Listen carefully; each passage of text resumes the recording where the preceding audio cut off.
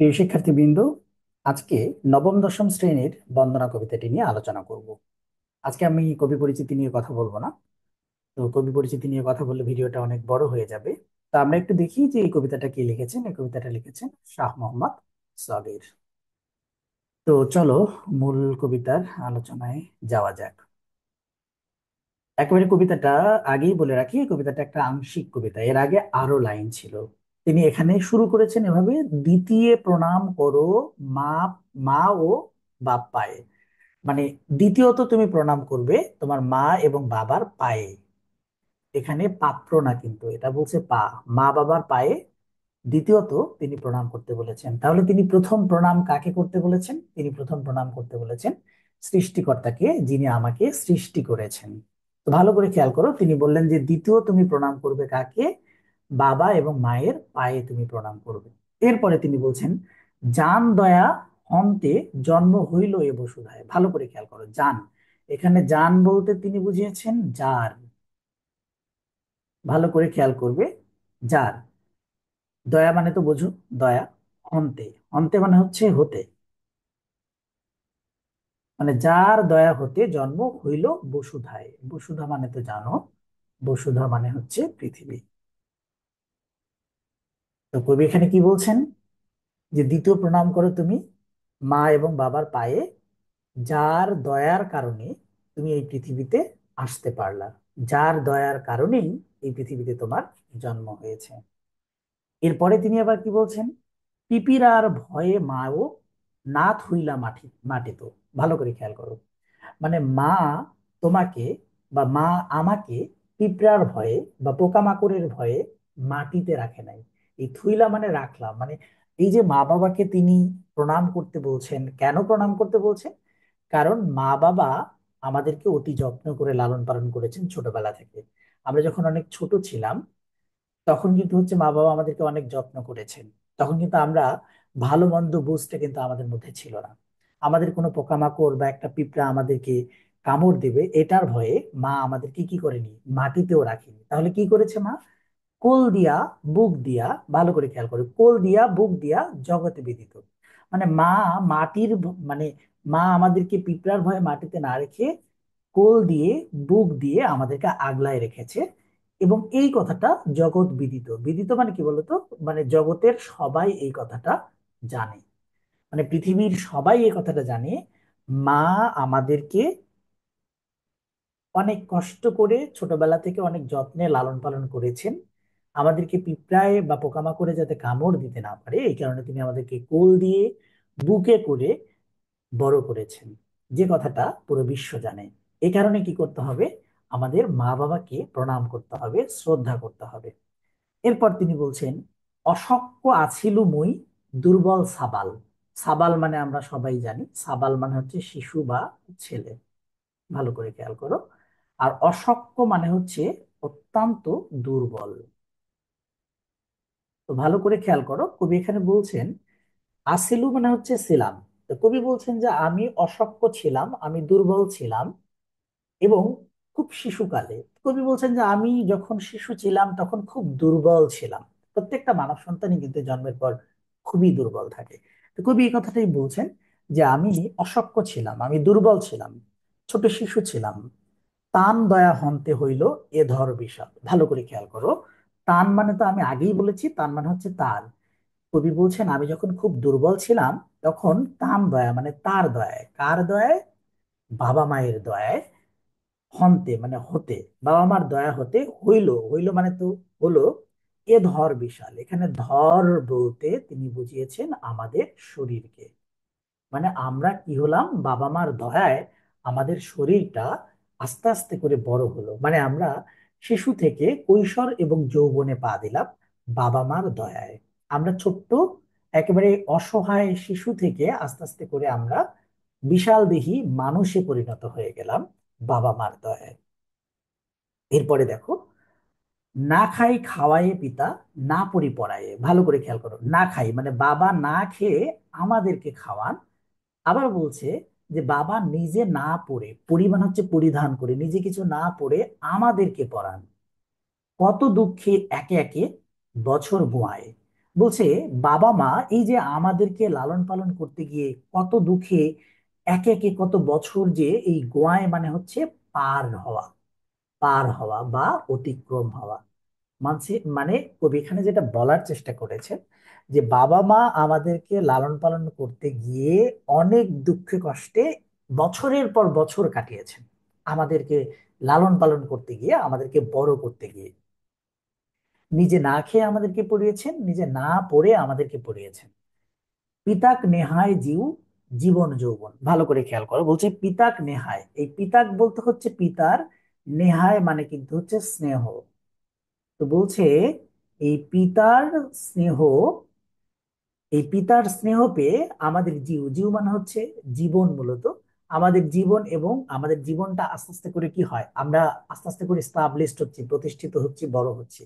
তো কবি এখানে যে কথাটা বলার চেষ্টা করেছেন, বাবা মা অনেক দুঃখে কষ্টে বছরের পর বছর পার করে তাদের স্নেহ ভালোবাসার মধ্য দিয়ে আমাদের জীবনকে আস্তে আস্তে করে মানে একটা ম্যাচিউরিটির দিকে নিয়ে যাচ্ছেন এবং আমাদেরকে যৌবনের দিকে নিয়ে গিয়েছেন, এই কথাটা বোঝানোর চেষ্টা করেছে।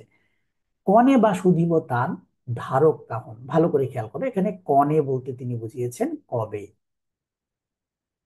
কনে বলতে তিনি বুঝিয়েছেন কবে, লেখাটা স্পষ্ট বোঝা যাচ্ছে না, কবে। কনে বা সুধীব, সুধীব মানে শোধ করব, তান মানে হচ্ছে তার, ধারক কাহন, ভালো করে খেয়াল করো, ধারক কাহন বলতে তিনি বোঝানোর চেষ্টা করেছেন তার ধারের কথা, ধারের কথা বা ঋণের কথা। এই যে বাবা মা ছোটবেলা থেকে আমাদেরকে বড় করতে গিয়ে অনেক কষ্ট করেছেন, অনেক পরিশ্রম করেছেন, নিজে না খেয়ে আমাদেরকে খাইয়েছেন, নিজে না পড়ে আমাদেরকে পড়িয়েছেন, এই কাজগুলো করতে গিয়ে তারা অনেক ঋণ করেছেন হয়তো। আবার এভাবেও যদি আমরা চিন্তা করি, আমরা কিন্তু বাবা মার কাছে ঋণী, যেহেতু বাবা মা আমাদেরকে এতটা পরিশ্রম করে, এতটা স্যাক্রিফাইস করে আমাদেরকে আজকের এই পর্যায় পর্যন্ত নিয়ে এসেছেন। তো কবি বলছেন আমি জানি না বাবা মায়ের এই ঋণটাকে আমি কবে শোধ করতে পারবো। এরপরে তাহলে দ্বিতীয়ত তিনি কাকে বললেন, বাবা মাকে শ্রদ্ধা করার কথা বললেন। প্রথমে কিন্তু তিনি বলেছেন স্রষ্টাকে শ্রদ্ধা করার কথা। এরপর আবার কবি বলছেন উস্তাদে প্রণাম করো, পিতা হনতে পারো, ভালো করে খেয়াল করো। এরপরে তিনি বলছেন যে ওস্তাদকে প্রণাম করার কথা। তো কবি কিন্তু আমাদেরকে প্রণাম করার কথা বলছেন, ব্যাপারটা এমন না। কবি এখানে, কবিতাটার নাম কিন্তু হচ্ছে বন্দনা, মানে কবি নিজেই স্তুতি করছেন বা প্রশংসা করছেন। যেহেতু কবি একটা কাব্যগ্রন্থ রচনা করছেন, তো এর স্টার্টিং এ তিনি কিছু কথা বলার চেষ্টা করছেন যে তার এই কাব্য রচনার পিছনে তিনি আজকের যে এই পর্যায়ে এসেছেন কাদের কাদের অবদান ছিল, তাদেরকে কিন্তু তিনি ডেডিকেট করে এই কথাগুলো বলছেন। তিনি বলছেন যে ওস্তাদকে প্রণাম করো, করো বলছে আমি করি। কবি বলছেন আমি ওস্তাদকে প্রণাম করি যিনি আমার পিতার থেকেও বড়। বড় মানে হচ্ছে এখানে বড় অর্থে ব্যবহার করা হয়েছে, আমার বাবার থেকেও বড়। দোসর জনম দিলা তিহ সে আম্মার, এখানে তিনি বলছেন দোসর জনম মানে হচ্ছে তিনি আমাকে দ্বিতীয় জন্ম দিলেন, দোসর মানে হচ্ছে দ্বিতীয়, এখানে তিনি বলেছেন দ্বিতীয় জন্মের কথা। মানে তিনি বলছেন যে শিক্ষক আমাকে দ্বিতীয় জন্ম দিল, তিহ মানে হচ্ছে তিনি, আম্মার মানে হচ্ছে এখানে আমার, মানে তিনি আমাকে, শিক্ষক আমাকে দ্বিতীয়বার জন্ম দিলেন। তাহলে আমাকে প্রথম জন্ম দিয়েছিলেন মা বাবা, এবং পড়ালেখা আর বিদ্যা বুদ্ধির মাধ্যমে তিনি আমাকে কি করেছেন, শিক্ষক আমাকে দ্বিতীয়বার জন্ম দিয়েছেন। এরপরে কবি বলছেন আম্মা পুরবাসী আছো যথ পুরজন, এখানে যথ মানে কিন্তু হচ্ছে যত, আর পৌরজন বলতে হচ্ছে ওই এলাকার মানুষের কথা বলছেন, তিনি যেখানে বসবাস করেন। তিনি বলছেন আমরা যারা পুরবাসী আছি, যত পৌরজন, যত মানুষ আছি, নিজের কথা বলেছেন, আমার সেটা ইষ্ট হতে পারে, মিত্র হতে পারে, আদি হতে পারে। ভালো করে খেয়াল করো, এখানে ইষ্ট বলতে তিনি বুঝিয়েছেন আমার আত্মীয়, মিত্র বলতে বন্ধুকে বুঝিয়েছেন, আর আদি বলতে তিনি যেটা বুঝিয়েছেন একেবারে মুরব্বি টাইপস এর মানুষ যারা, মানে সভাসদগণ। তিনি বোঝানোর চেষ্টা করেছেন তিনি যে সভাসদে কাজ করতেন, তিনি রাজার অধীনে কিন্তু কাজ করতেন। তোমরা যদি কবি পরিচিতিতে দেখো তাহলে তোমরা দেখবা যে গিয়াসুদ্দিন আজম শাহর অধীনে কিন্তু তিনি কাজ করেছেন। তো এই কথাটা বলেছেন সেই সভাসদে তার যারা ভালো চেয়েছে, তার যারা বন্ধু ছিল, আরো সিনিয়র যারা ছিল, সবার কাছে তিনি কি করেছেন, সবার কাছে কি বলছেন যে তান সভান পদে, মানে তাদের সবার পায়ে, পদে মানে হচ্ছে পায়ে, সভান মানে হচ্ছে কিন্তু সবার। কবি বলছেন যারা সভাসদে ছিলেন তাদের সবার পদে মানে তাদের সবার পায়ে মোহার, মোহার মানে তিনি বলেছেন আমার। তাহলে কি হলো, তাদের সবার পায়ে আমার বহুল ভক্তি, বহুল মানে অনেক, ভক্তি মানে কি শ্রদ্ধা। তাহলে কবি বলছেন যে আমার সভাসদে, আমার আত্মীয়, বন্ধু কিংবা সিনিয়র যারা আছেন, যারা আদি মানুষ আছেন, মুরব্বী যারা আছেন, বয়স্ক যারা আছেন, বয়োজ্যেষ্ঠ যারা আছেন, তাদের যত সভাসদ আছেন তাদের সবার প্রতি আমার কি রইল, তাদের পায়ে আমার অনেক ভক্তি রইল। সপুটে প্রণাম মহাত, মনোরথ গতি। তিনি বলছেন তাদের সবার পায়ে, তাদের সবার পায়ে আমি কি করছি, সপুটে প্রণাম করছি। সপুটে মানে হচ্ছে, সপুটে মানে হচ্ছে করজোড়ে। তাদের প্রত্যেকের পায়ে আমি করজোড়ে কি করছি, আমি ভক্তি স্থাপন করছি বা আমি প্রণাম করছি। তো এখানে মনোরথ মানে কিন্তু হচ্ছে মনের ইচ্ছা। তো কবি বলছেন আমার মনের ইচ্ছা হলো আমার যারা বন্ধু আছে, আমার যারা ভালো চায়, কিংবা সভাসদের যত মানুষ আছেন যারা আমার পরিচিত, তাদের সবার কাছে আমি হাত জোড় প্রণাম করছি। এটা হলো আমার মনের ইচ্ছা, যে তাদেরকে আমি প্রণাম করতে চাই। কবি কেন প্রণাম করতে চাচ্ছেন, কবি বলতে চাচ্ছেন যে আমি যেহেতু একটা কাব্য রচনা করছি, আমার এই কাব্য রচনার পিছনে এই মানুষগুলোরও অবদান আছে। কোনো না কোনো ভাবে এই মানুষগুলোর কাছে আমি ঋণী। কারণ কবি কিন্তু শুরুতে আল্লাহর কাছে বা স্রষ্টার কাছে তিনি শ্রদ্ধা নিবেদন করেছেন, এর পরবর্তীতে তিনি মা বাবার কাছে শ্রদ্ধা নিবেদন করেছেন, এরপরে তিনি শিক্ষক, মানে শিক্ষকের কাছে শ্রদ্ধা নিবেদন করেছেন, গুরুজনের কাছে। এর পরবর্তীতে তিনি সাধারণ মানুষ, তার আশেপাশে যারা আছেন, বন্ধু বান্ধব থেকে শুরু করে মুরব্বী যারা আছেন, সবার কাছে তিনি প্রণাম নিবেদন করেছেন। এরপরে তিনি বলেছেন মোহাম্মদ সগীর হীন বহ পাপ ভার। মানে মোহাম্মদ সগীর নিজেকে হীন মনে করেছেন, ছোট্ট মনে করেছেন, তিনি নিজেকে তুচ্ছ করে রেখেছেন, এখানে ছোট মনে করে রেখেছেন। বহ পাপ ভার মানে তিনি, বহ মানে হচ্ছে বহন করে। মোহাম্মদ সগীর অনেক ছোট, তিনি অনেক পাপ ভার, পাপের ভার তিনি বহন করছেন। সভানক পদে মোর, সভানক পদে বলতে হচ্ছে এখানে বোঝানোর চেষ্টা করেছেন সবার পায়ে। এই জন্য তিনি সবার পায়ে কি করেছেন, দোয়া চেয়েছেন। মাগো মানে হচ্ছে চাওয়া, এখানে হচ্ছে চাওয়া। বলছে সবার পায়ে পড়ে তিনি দোয়া চাচ্ছেন নিজের জন্য। এই যে তিনি কাব্য রচনা করছেন, এই কারণে তিনি দোয়া চাচ্ছেন। আবার অন্য দিক থেকেও যদি আমরা চিন্তা করি, আমরা কিন্তু যে সমাজে বড় হচ্ছি, সেই সমাজের প্রতিটা মানুষের কাছে কিন্তু আমরা কোনো না কোনো ভাবে ঋণী। তো তাদের কাছে তিনি, আমরা যখন ভালো কোনো কাজ করতে যাই তাদের কাছ থেকে কিন্তু আমরা দোয়া চাই। তো কবি এখানে নিজেকে ছোট করে চিন্তা করেছেন এবং এই মানুষগুলোর কাছে দোয়া প্রার্থনা করেছেন বারবার। তো এই ছিল মূলত কবিতাটা। তো এই কবিতায় আমরা যদি একেবারে শুরু থেকে একটুখানি খেয়াল করি, তাহলে আমরা দেখবো কবি বলছেন যে আমি দ্বিতীয় প্রণাম করি আমার মা বাবাকে, যার দয়ায় আমি, আমার জন্ম হইলো এই পৃথিবীতে। মা আমাকে বা বাবা আমাকে পিঁপড়ায় আমাকে আঘাত করতে পারে, আমাকে কামড় দিতে পারে, এই জন্য মাটিতে রাখিনি। কোল এবং বুক দিয়ে আমাকে বড় করেছে, এই কথাটা পুরো বিশ্ব জানে, জগৎ জানে। আমি খুব দুর্বল ছিলাম, শিশু ছিলাম, সেখান থেকে মা বাবা আমাকে অনেক যত্ন করে আজকের এই জায়গায় নিয়ে এসেছে। আজকে আমি বিশাল দেহী একজন মানুষে পরিণত হয়েছি, আমি যৌবনে পদার্পণ করেছি।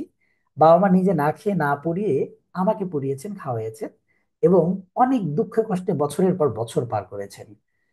আবার তিনি বলছেন যার ফলশ্রুতিতে আজকে আমি এই জীবন ও যৌবন পেয়েছি। আবার তিনি বলছেন যে বাবা মার এই যে আমাদের জন্য স্যাক্রিফাইস, সেই স্যাক্রিফাইসের যে কথাগুলো, এই কথাগুলো বা তাদের যে ঋণ আছে সেটা আমরা কখনোই শোধ করতে পারবো না। এরপরে তিনি বলছেন যে এই বাবা মার পরপরই আমাদের ওস্তাদকে শ্রদ্ধা করা দরকার, কারণ ওস্তাদ আমাদেরকে দ্বিতীয় জীবন দিয়েছেন। এরপরে তিনি বলেছেন যে আমার পরিচিত জন যারা আছেন, আমার সিনিয়র যারা আছেন, বয়োজ্যেষ্ঠ যারা আছেন, আমার বন্ধু যারা আছেন, আমার আত্মীয় যারা আছেন, এবং যত সভাসদ আছেন, সবার কাছে আমার মিনতি, তাদের পায়ে আমি প্রণাম জানাচ্ছি, তারা যেন আমার জন্য দোয়া করেন। এবং মোহাম্মদ সগীর খুব ছোট একজন মানুষ, অনেক পাপের ভার তিনি বহন করছেন, তারা যদি সবাই তার জন্য দোয়া করেন।